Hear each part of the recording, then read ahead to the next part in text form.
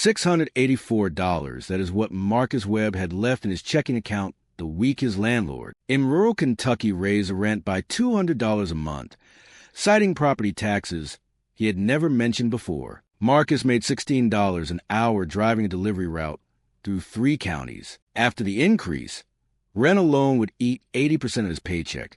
There would be nothing left for his daughter's asthma medication, nothing for gas, nothing for the small emergencies that show up every single month, whether you can afford them or not. The math did not work. It had never really worked. He gave notice on a Tuesday and spent that night parked outside a Walmart with his daughter asleep in the back seat, wrapped in every blanket the two of them owned. 11 months later, Marcus was living in a fully insulated steel cabin with solar lighting, a working kitchen, and a door that locked from the inside. He built it from a $600 military surplus Quonset hut. What he discovered building it is now spreading quietly to families who had never met him, and one of the cheapest fixes he found is the reason his home has survived 4 winters without a single drop of mold. More than 770,000 people were counted sleeping in shelters, in temporary housing, or outside with nothing over their heads in January of 2025. Rural homelessness almost never makes the headlines that tent cities in Los Angeles or New York do. A family living in a car behind a gas station in rural Virginia does not show up in any official tally the way a downtown encampment does. Researchers who track this say nearly a third of the counted homeless population now lives outside major metro areas entirely, in counties where the nearest shelter can be 60 miles away and the wait list runs longer than winter itself. That was exactly the gap Rosa Delgado fell into. She had worked as a certified nursing assistant outside Roanoke for 11 years. Steady work that kept the lights on until her husband left and took half of a 2-income budget with him. She picked up a second job cleaning offices at night. For a while the math held together by a thread. Then her car needed a $1,400 transmission, repair she did not have, and the thread snapped. She called every shelter within 60 miles. Full, waitlisted, for months out. On a Thursday in October, Rosa packed what fit into a Honda Pilot and left the rest in a storage unit she could barely afford either. She and her 2 children spent that first night in a church parking lot off Route 11, the engine running just long enough to warm the car before she shut it off to save gas. Her daughter asked if this was going to be like camping. Rosa said yes, because the truth felt too heavy to hand a 9-year-old at 10 o'clock at night. For 7 weeks, that parking lot became routine. She still showed up to both jobs every single day, hair done, uniform pressed, because losing either paycheck meant losing everything else too. Nobody at the rehabilitation facility knew. She was sleeping 4 miles from the building. What changed everything was not a program. It was a laundromat. A woman folding towels 2 machines down mentioned, almost in passing, that her cousin in West Virginia had built an entire house out of a surplus military hut for less than the cost of a used car. Rosa laughed at first. Then she stopped laughing. She thought about the 4 months left on every shelter wait list she had already called. She thought about her daughter, asking if the parking lot was camping. She asked the cousin's number that same afternoon, standing in a laundromat with a stranger's phone in her hand, and something in her chest that had been holding still for 7 weeks finally moved. That was the night Rosa decided she was done waiting for a system that had already told her no 4 times. The cousin's name was Wendell, and the first thing he told Rosa was that a Quonset hut is one of the simplest structures the military ever mass-produced. Picture a half-cylinder of corrugated steel. A giant tin can slice down the middle and set flat side down on the ground. The Navy designed them during World War II because troops needed shelters that could ship flat and go up fast, with almost no skilled labor.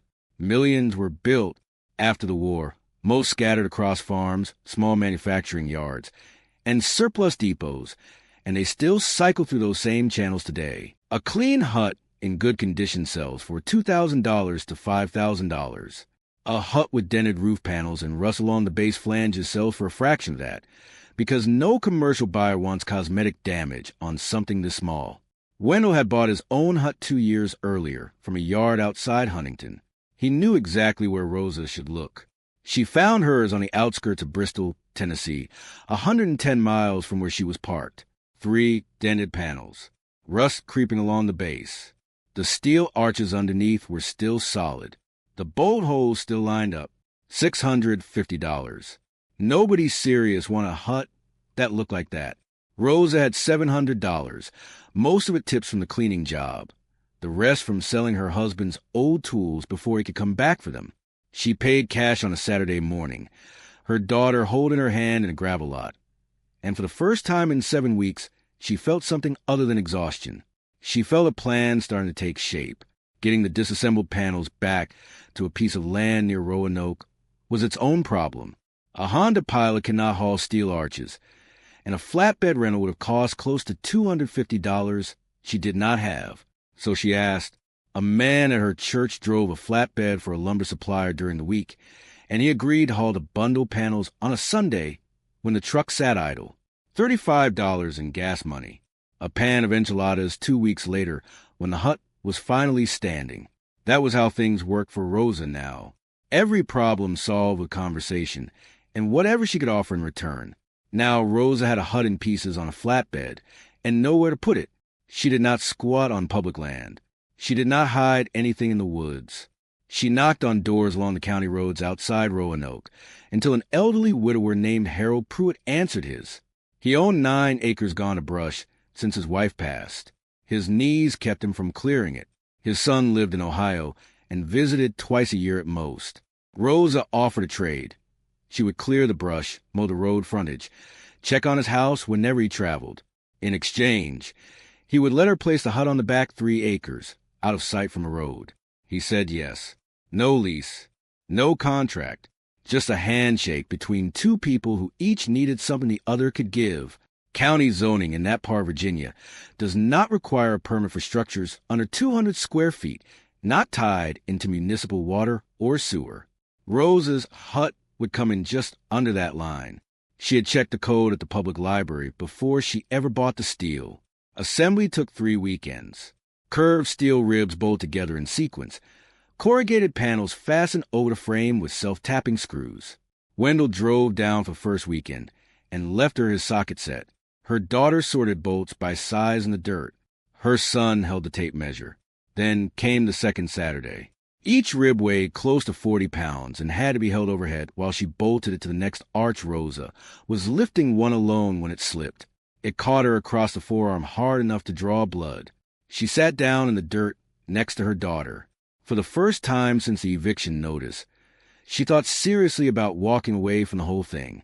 She did not walk away. The next morning she went back to Harold's barn, found 2 lengths of 2x4 and some old rope, and rigged a simple hoist that let her raise each rib without holding the full weight alone. She bolted every remaining arch standing on a stepladder pulled from his hay shed. By the end of the 3rd weekend, the shell stood complete in the Virginia clay, a door frame cut into the front, 2 window openings marked in chalk, waiting for glass she still could not afford. Standing inside a bare Quonset hut in a Virginia summer is like standing inside a car with the windows rolled up. Steel absorbs heat and holds it. By early afternoon, the interior of an unfinished hut can climb past 130 degrees. In January, that same steel radiates cold inward so efficiently the air inside drops below whatever is outside. Rosa had a shell standing. Without solving this, it was just an expensive shed with a door. She wrapped the exterior first. 2 rolls of foil-face radiant barrier, $48 at a hardware store in Bristol, secured with adhesive and wire ties. That single reflective layer bounces solar radiation before it ever reaches the steel. Peak temperatures dropped more than 20 degrees almost overnight. Interior insulation came next, and professional spray foam would have cost close to $1,000 she did not have. Construction sites across southwestern Virginia generate dumpsters full of rigid foam board cutoffs, discarded because partial sheets have no resale value. Rosa visited 3 active sites near Roanoke and asked. 2 foremen said yes without hesitation. Over 3 weeks, she collected enough foam to line the entire curved interior, cutting each panel with a utility knife and bending it to follow the arch.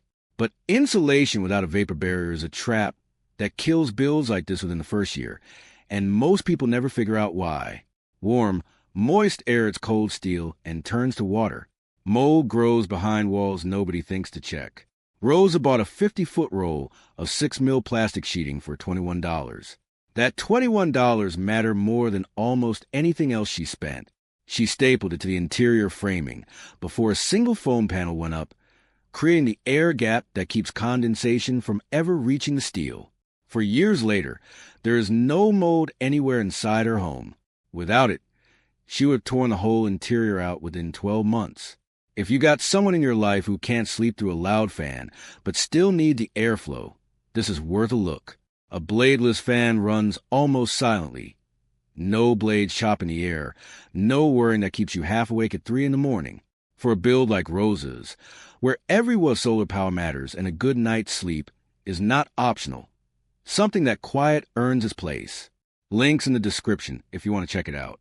With the shell sealed and dry, Rosa still had water, power, cooking, and a bathroom left to solve. Southwestern Virginia gets an average of 42 inches of rainfall a year. Aluminum gutter sections along both sides of the roofline, angled toward 255-gallon food-grade drums on cinder block platforms. The drums came free from a bottling plant outside Roanoke, discarded after a packaging change. A mesh screen over each opening filters debris before the water ever reaches the barrel. 8 drops of bleach per gallon, 30 minutes to sit, $5 a year. Power came from damaged solar panels, most people would call garbage.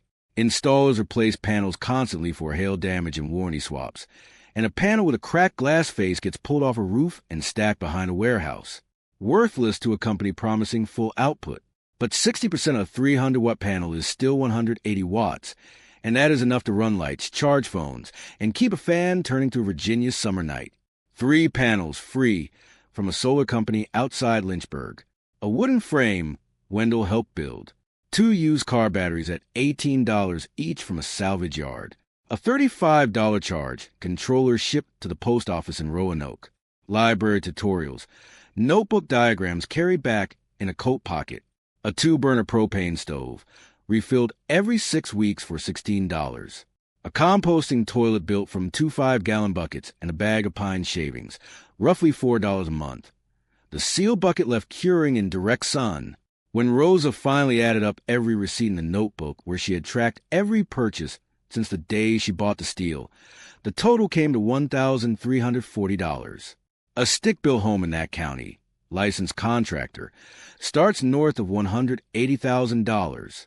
Rosa built a warm, dry, fully power home for less than 1% of that number. And 4 years later, it is still standing. That was 4 years ago. The hut still stands on Harold's back 3 acres, and has changed the way a home changes when someone finally has room to think past next week. A salvaged steel security door replaced a plywood one. A small covered porch went up from corrugated roofing scraps and posts pulled from a contractor's dumpster. 3 raised garden beds, cinder block, tomatoes and squash, and enough collard greens to share with Harold, who never comes by empty-handed either. Her daughter is 13 now, with her own curtained-off corner and a platform bed built from stacked pallets. Her drawings cover the curved wall above the pillow. Her son, 16, built his own desk from plywood and 2 cinder blocks, and does his homework there under a light strip powered by a roof most people would have scrapped for parts. Harold comes by most weekends, sometimes with a carton of eggs, sometimes just to sit on the porch Rosa built for him as much as for herself. What started as a handshake has turned into something closer to family. She still clears his brush. She still checks his water lines in winter, when his son cannot make the drive from Ohio. She is the one who makes sure the pilot light his furnace is still burning. Rosa left a cleaning job in 2024 for a full-time medical billing position at $19 an hour. The money that used to disappear into rent now goes toward her children's school supplies, an emergency fund she never had before, and a savings account earmarked for a concrete foundation. The first real step towards something larger on the same land, with Harold's blessing already given. He told her once, leaning against a fence post without looking up from it, that she could stay as long as she wanted. He said it the way people say things when they mean them completely, and never bring it up again, because there is nothing left to argue about. Here is what makes this story bigger than one woman on 9 acres outside Roanoke. Rosa is not alone. The method she used, some taught by Wendell, Some worked out through 3 weekends of trial and error, matched techniques that have appeared in at least 20 documented Quonset and steel arch builds across rural Virginia, West Virginia, and Tennessee since 2021. A social worker in Washington County described encountering 3 separate families living in converted surplus huts on private land, each arriving at nearly identical solutions without ever meeting one another. Same surplus pipeline, same foam sourcing, same code research to stay beneath the permit line. The knowledge travels the way it always has here. A conversation at a laundromat, a mention at a food pantry, a diagram drawn on the back of a napkin at a church dinner. A woman in rural Kentucky told an outreach worker she learned the entire foundation and insulation method from someone at a free medical clinic, who had learned it from someone else at a Sunday meal service 2 counties over. This works in places like this for reasons that simply do not exist in the city. Land with owners who need help maintaining it, relaxed enforcement for small structures, access to surplus that produces free materials, neighbors more likely to hand you a socket wrench than call a zoning office. Every one of those conditions disappears in the city. Whether this counts as a housing solution or an indictment of the housing system depends on who you ask. Rosa does not spend much time on that question. She spent her time on the hut. Now she spends it on the foundation fund. Her daughter can name every tool hanging on the hooks inside the door. She waters a garden every evening after school. She knows the electricity in her home comes from cracked glass panels leaning against a curved steel wall, and that her mother built the whole thing during the worst year of her life for $1,340, and the kind of stubbornness that turns discarded military surplus into the safest place she has ever slept. If resourcefulness like this matters to you, subscribing helps more people find this video. And the video on screen right now covers a completely different off-grid build with methods every bit as resourceful as these. Click it and keep going.